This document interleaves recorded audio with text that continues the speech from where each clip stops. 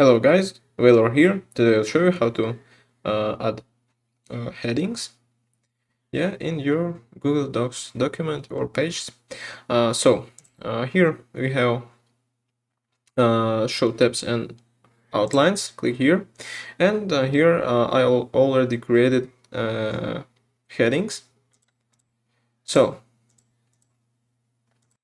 to add heading, we need to select our text, and here click on styles and choose your heading.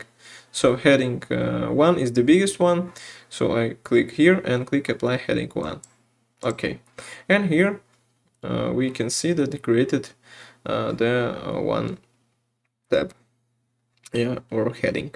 So now we can select other text, and add the heading 2. So I select this text, for example, click here and click heading 2 and click apply.